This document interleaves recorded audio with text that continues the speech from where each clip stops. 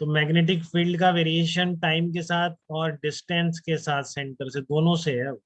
ठीक है, और ये स्मूथ रिंग है और इस पर एक यहाँ पर स्मूथ रिंग के ऊपर ये कोई बीड है। ठीक है, एम मास का जिसका चार्ज क्यू है। नॉन कंडक्टिंग स्मूथ रिंग है वैसे। ठीक है, ऐसी सिचुएशन है ये आपकी रिंग जो मैंने ऐसे दिखाई यहाँ रखी हुई है, ये बीड है आपका और ये डॉट मैग्नेटिक फील्ड है। ठीक है, bead of mass small m और क्यू है। तो B is the cylindrical symmetric magnetic field. तो ये वही आ गया, डायरेक्ट फार्मूला यूज कर सकते हैं आप। तो find out speed of the bead as a function of time. तो इस पूरे रीजन में जब मैग्नेटिक फील्ड चेंज हो रहा है तो आप क्या करेंगे, इलेक्ट्रिक फील्ड निकालेंगे। Integration E dot d l is equal to d phi by d t, तो आपने निकाल चुके हैं, r by two d B by d t I. ठीक है, तो speed of the bead as a function of time. तो यहाँ पे डी बी बाई, पहले वो निकालनी, r by two d B by d t नहीं आएगी ना क्योंकि आर के साथ बदल रहा है। ठीक है, तो अब आपको इंटीग्रेट, वो यूनिफॉर्म फील्ड में ध्यान रखिए, r by two d B by d t is only valid in uniform field intensity. But जैसे यहाँ पे आर का फंक्शन है तो आपको टोटल फ्लक्स भी इससे कैसे लिखना है, इंटीग्रेट करके लिखना पड़ेगा। ठीक है ना, इस पूरे सर्कुलर रीजन में जैसे आपको फेराडेज लॉ लगाना है तो आप क्या करेंगे, rate of change of flux लिखेंगे कि नहीं? तो फ्लक्स कैसे लिखेंगे, अब इंटीग्रेट करके लिखेंगे क्योंकि आर का फंक्शन। तो कर लो आप, इसमें क्या एक्सिस्टेंस पे डी एक्स थिकनेस मान ली। तो इस डी एक्स थिकनेस से फ्लक्स कितना होगा, integration B dot d A B into area, d area कितना होगा, टू पाई एक्स इंटू। ठीक है, तो एक पर्टिकुलर इंस्टेंट पे लिख रहा हूँ तो टी कांस्टेंट है, देखो ये ध्यान रखना कि कंफ्यूज कर देते हैं बच्चे।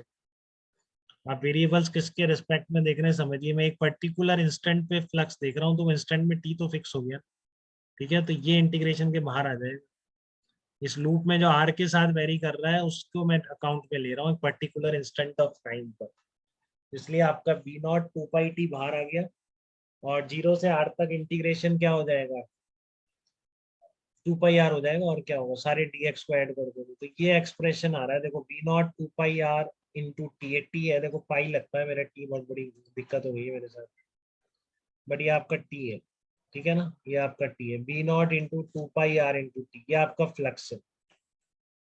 देखो डाउट तो नहीं, फ्लक्स लिखना ही भूल गए हो कहीं सर, हम तो भूल गए फेराडेज लॉ।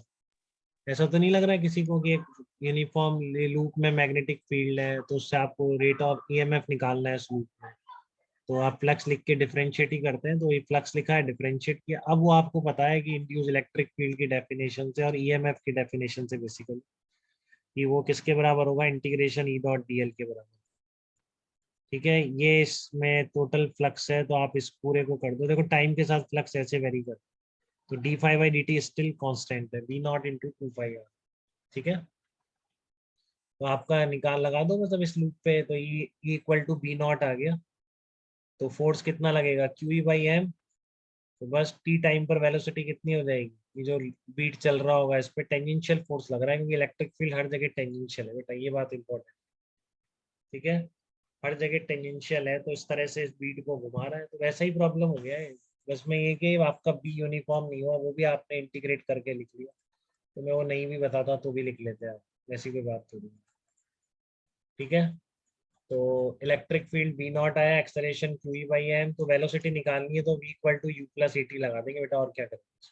ठीक है ना, v equal to u plus a t आप अप्लाई कर देंगे। तो यहाँ तक कोई दिक्कत किसी को तो बताइए।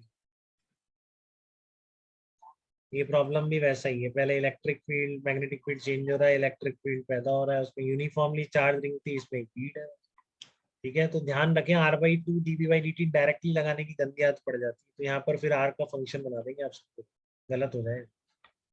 ठीक है ना, ये कब है, जब यूनिफॉर्म फील्ड हो। वेरिएबल फील्ड है तो आपको जैसे आप फेराडेज लॉ में करते थे बिल्कुल वही तो है बेटा, वो D phi by d T है, क्लोज लूप से rate of change of flux निकला है। तो फ्लक्स क्या करना पड़ रहा है, इंटीग्रेट करके लिखोगे ना वो, जब आर के साथ बदल रहा है। ठीक है, क्लियर है। ठीक है, कोई दिक्कत तो नहीं है इसमें आपको एकदम। Yes sir. चलिए ओके।